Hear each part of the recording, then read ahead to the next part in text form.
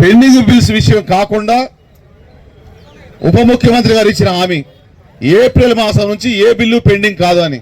కానీ ఈ నెలలో జరిగిన శాలరీ 2 రోజులు లేటు చేస్తే సప్లిమెంటరీ బిల్లు అది కూడా క్రెడిట్ కావట్లేదు. అన్నిటికంటే గ్రీన్ ఛానల్ కింద పెండింగ్ బిల్స్ క్లియర్ చేయమని అడిగాం.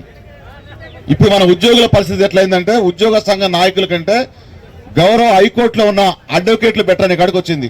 10,000 20,000 ఇస్తే అడ్వకేట్ దగ్గర పోతే ఆర్డర్ వస్తుంది.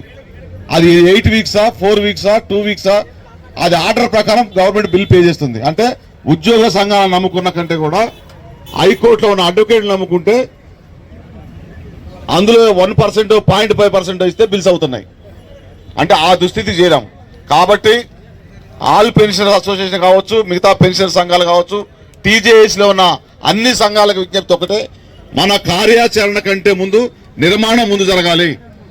మండల్ లెవెల్లో, డివిజన్ లెవెల్లో, అదేవిధంగా డిస్టిక్ లెవెల్లో, స్టేట్ లెవెల్లో, హెచ్ఓడి లెవెల్లో కూడా నిర్మాణం పూర్తి అయిన పెద్ద కార్యాచరణ పటిష్టంగా గత 10 సంవత్సరాల క్రితం జేఏసీ ఎట్లుందో ఒక ఖాళీ ఇస్తే ఇంకా కొన్ని మనం చెప్పే ఉన్నాయి.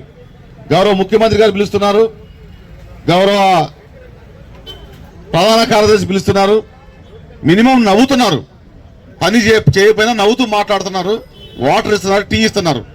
కొన్ని మంత్రుల వారిలో పేషీలకు పోతే ఇంకా గుర్తుపట్టే స్టేటస్ లేదు.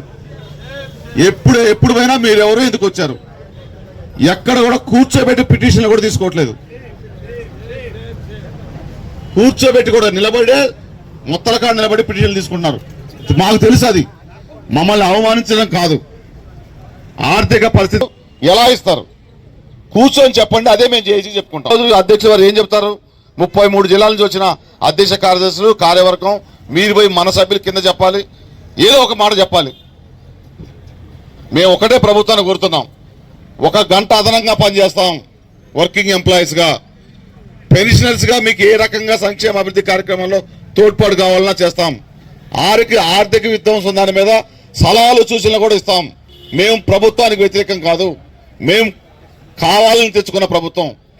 కానీ మాది కూడా ప్రాధాన్యతే. వ్యవసాయదారులు, వ్యవసాయ కూలీలు, మహిళలు, బడుగు బలహీన వర్గాలతో పాటుగా మాది ప్రాధాన్యతే. మేము అప్పు అడగట్లేదు,